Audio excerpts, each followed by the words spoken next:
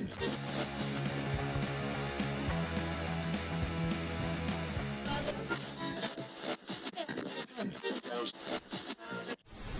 I'm Amy, thanks for tuning in.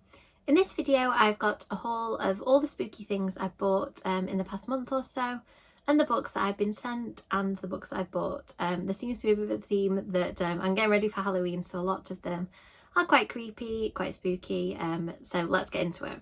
First, I have been buying some quite cheap Halloween decorations, which to be fair will stay up in my room all year round. I saw this one in TK Maxx and thought it was really fun, so that is going to be in addition to my bookshelf. I can find space for it.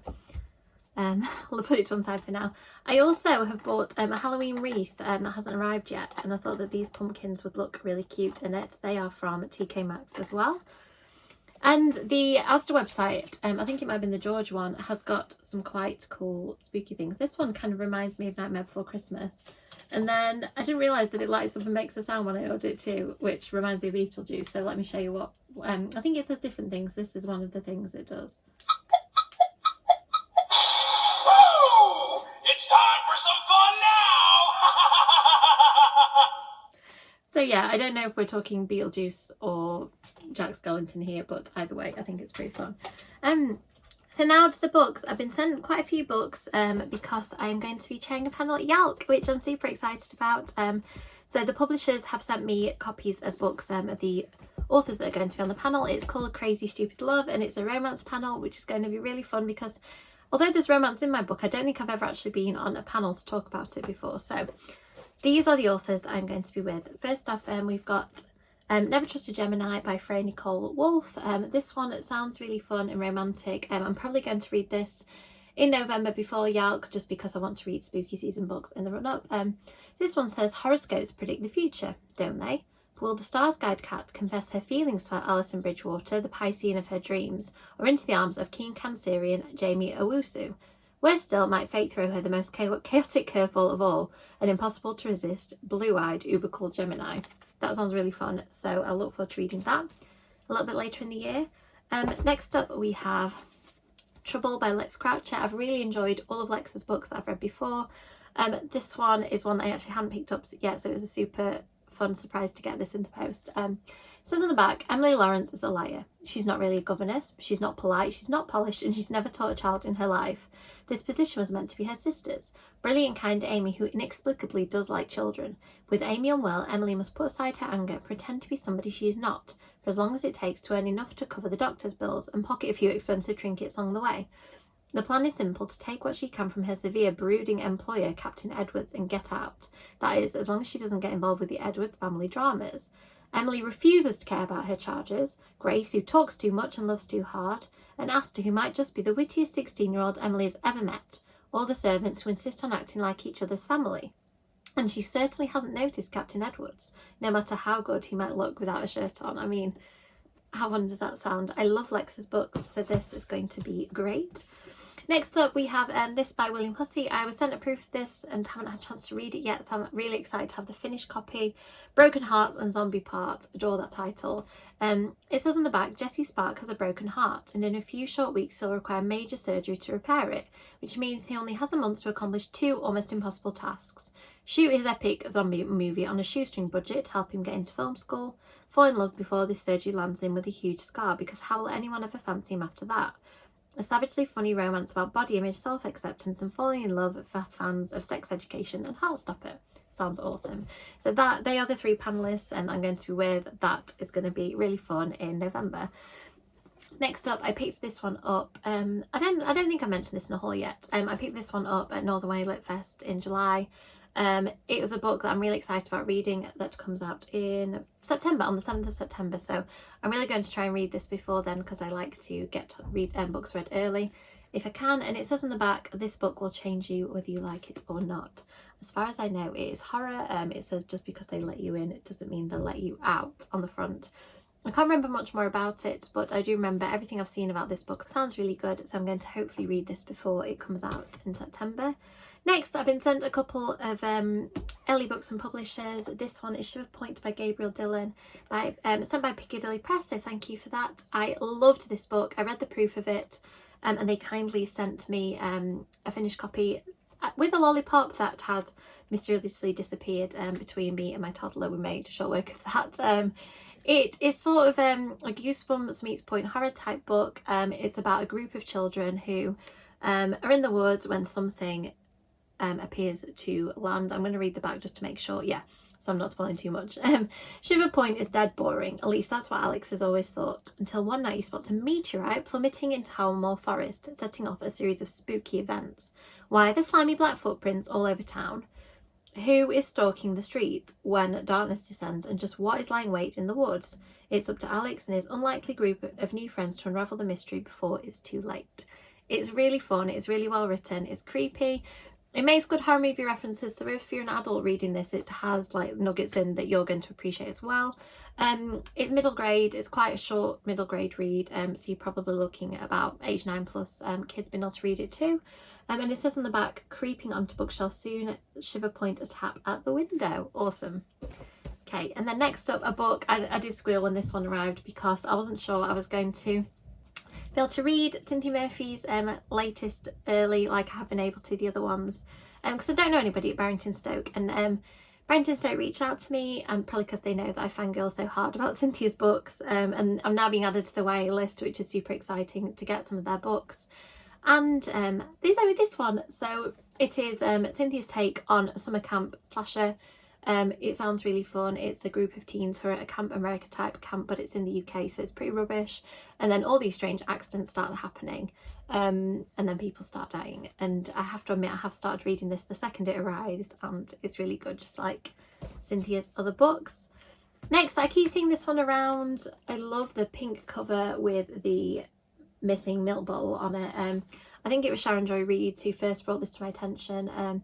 It says on the back, it's a dark, strange and joyful book about sticking by your best friends in the face of a monstrous world. I mean, that's basically the mission statement of all the stuff I love, like Buffy. So I'm definitely going to try and pick this one up during spooky season. Next up, I love Dawn Kurtika's books, and for some reason I couldn't find my copy of The Dead House, and I was really sad because I wanted to reread it. So I decided to buy myself another copy because, you know, I managed to find this on second hand, so I didn't, you know, it's in really good condition from the spine, so I didn't feel like I spent too much on buying the book twice, but I don't mind because Dawn is great as an author and as a person. This one is mixed media, so if you're interested in the found footage type book, I'll see if I can show you a bit without spoilers. It's got cool little diary entries and stuff in. It says on the back, I curse anyone who reads this book, screw you, happy reading. Nice. 25 years ago, Elmridge High School burned down. 3 students were killed in the blaze, 20 were injured, and 1, Carly Johnson, disappeared. For 2 decades, little was known about what little was uncovered about what became known as the Johnson incident until now. How good does that sound?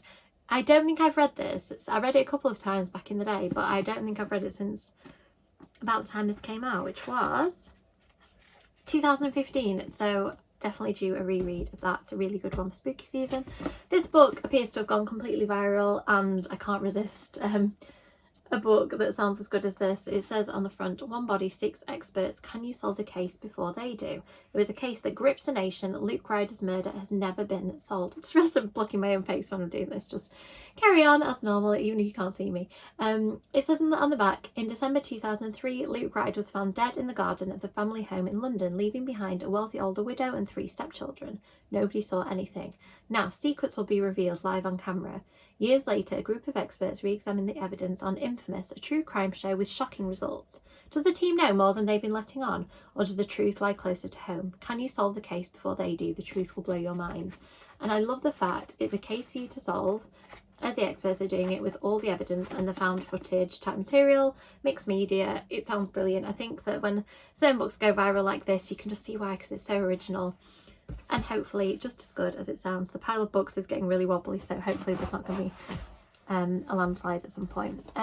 So I keep missing Fairy Loot and Illuma Crate editions because I don't subscribe to monthly ones anymore, because they tend to have quite a fantasy slant and I'm not a huge fantasy reader. So what I've been doing is buying the ones that I want second hand, which can mean they're expensive, but it means that I get the ones I really want. Now, I'm a huge fan of Margie Houston's books. Look how gorgeous this is. She wrote Vampires, Hearts and Other Dead Things, which is amazing. So when I saw that they'd done a Fairy Loot of this, I've been on the look for a while and finally managed to get a copy. I think I ended up paying similar to what they cost new, so it wasn't too bad, and hopefully another spooky season read. I pre-ordered this, so it was a nice surprise that past self bought present self, if that even makes sense. I haven't read Kirsten White's other adult book. I do have it hide somewhere, but I really like the sound of this one. I love the pink shiny cover. The blurb is quite long, but basically says at the top, "Who is Mr. Magic? Former child stars reunite to uncover the tragedy that ended their show and discover the secret of its enigmatic host in this dark supernatural thriller from the #1 New York Times bestselling author of Hyde." I have read some of Kirsten White's YA books and enjoyed them, so hopefully I'll check this one out soon. This one combines some of my really obscure favourite interests, including vampires, the obvious favourite interest, with westerns. So I kind of wish I'd done this first, to be honest, written a vampire western. It says vampires and vaqueros face off on the Texas-Mexico border in the supernatural western from the author of The Hacienda. Just, yes, please. I need to read this as soon as possible. It sounds amazing. I'm not going to read much more of the blurb than that, just because I want to experience it. Next up, we have a book that I forgot to pre-order, so I ordered it in the first week that it came out, when people started getting theirs, and I was super jealous. I loved The King is Dead by Ben Dean, and this one is based on his experiences as an ex-celebrity reporter. It's called How to Die Famous. It says on the front, celebrity comes at deadly price. It sounds so good. So this isn't going to be another one I'll pick up soon. I recently read a book called Secrets of the Vampire, which I recommend for vampire fans. It's a very short, beautifully illustrated read, and it recommended some other reading material, and I was shocked to find that I had not read this one, Captain Vampire, which is apparently one of the inspirations of Dracula. That it is known that Bram Stoker read this. He very infrequently mentioned it, which I suspect might be because he was inspired by it from what I read. So I thought that I would need to read this one. If it inspired Bram Stoker, I have to know what it's about. I went to the car boot sale today. I don't often buy books from it because they're just not often the books that I'm into, but I managed to get 3 today. So I got the pumpkins from earlier. Carry on as if that didn't happen. I got Demon Slayer, which is not a manga that I'm familiar with, but I saw Demon and Slayer in the title, so I figured that it's something that I needed. I also picked up this one. I don't know if I already have a copy of Crater Lake, but it was so cheap that I thought if I've already got one, I can end up gifting this to somebody. Jennifer Killick is known as one of the authorities on middle grade horror, so I thought it's definitely about time that I read this if I don't have it already. And next up, I've been kind of collecting books about Wicca. I don't know whether this one's any good. I just saw it. I am wanting to read a little bit more around it. I think it sounds really interesting. So this, I don't know. If anybody can tell me if they think this is good, please do. But I just thought it might be interesting for a bit of background. Next, I have been noticing that quite a few books seem to have gone viral. This one I don't know much about, apart from I love the cover, love the title. I mean, Cotton Candy Massacre. I've seen it on loads of HorrorTubers channels, and I thought it sounded interesting, so I'm going to go for this one during spooky season. Also, Tastes Like Candy comes up over and over again. I don't know whether this one is self-published. It says on the back, on the side, a slash novel. So I don't know much about it, apart from the fact that, yeah, I think it does seem to be self-published, this one, maybe. All I know about it is that all the HorrorTubers I like seem to also like it. So I'm going to give this one a go.